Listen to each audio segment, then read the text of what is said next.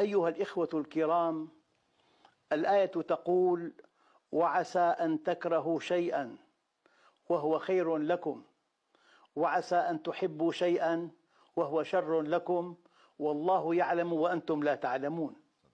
النقطة الدقيقة جدا: كل شيء وقع بالخمس قارات من آدم ليوم القيامة أراده الله. لا تعني أنه أمر به، ولا تعني أنه رضيه، ولكن سمح به لمصلحة البشر. كل شيء وقع أراده الله، وكل شيء أراده الله وقع، وإرادة الله متعلقة بالحكمة المطلقة، والحكمة المطلقة متعلقة بالخير المطلق. يعني شر مطلق ليس في الكون شر مطلق، في شر موظف للخير لأهداف بعيدة. هذا يؤكده فقه المآلات.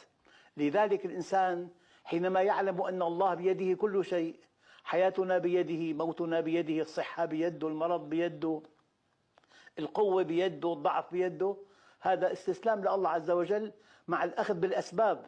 النقطة الدقيقة جدا للمؤمن أن تأخذ بالأسباب وكأنها كل شيء، ثم تتوكل على الله وكأنها ليست بشيء. هي قاعدة أساسية في علاقتنا مع الله عز وجل. كيف يا شيخ؟ فسر لنا إياها. كيف؟ أطيعوا الله. كل شيء وقع بالخمس مقارات من آدم ليوم القيامة. لا يليق بألوهيته أن يقع شيء في الأرض لا ليس بعلمه وليس بقدرته، أراده الله. معكوسة، وكل شيء أراده الله وقع. الآن الإرادة الإلهية متعلقة بالحكمة المطلقة، يعني الذي وقع لو لم يقع لكان الله ملوما، والذي وقع لو لم يقع لكان نقصا في حكمة الله. والحكمة المطلقة متعلقة بالخير المطلق. منطلقات إيمانية كبيرة جدا. شر مطلق بالكون ما في، لأنه يتناقض مع وجود الله. شر مطلق ما في أبدا، في عنا خير مطلق. لذلك هذا الذي وقع أراده الله، سمح به، ولا بد من فوائد نجنيها بعد حين. لذلك ولنذيقنهم من العذاب الأدنى دون العذاب الأكبر لعلهم يرجعون. في حكمة إلهية. الإنسان كلما تعمق بفهم هذا الدين يرى يد الله تعمل وحدها. دكتور، وفي أشياء في النتائج نشكر الله عليها. إذا أحبك الله أنت أسعد الخلق قاطبة.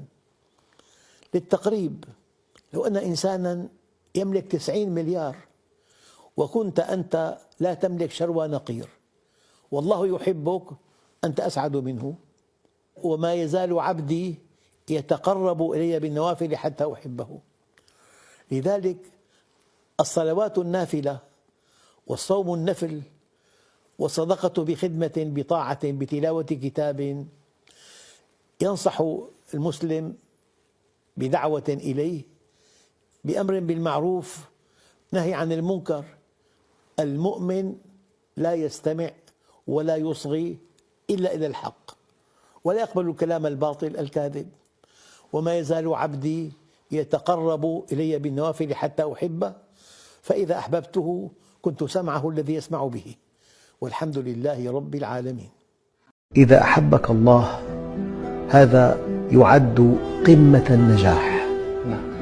إذا وصلت إلى الله وصلت إلى كل شيء. وإذا أحبك الله أحبك كل مخلوق. وإذا أحبك الله وفقك وأيدك ونصرك وألقى في قلبك الأمن.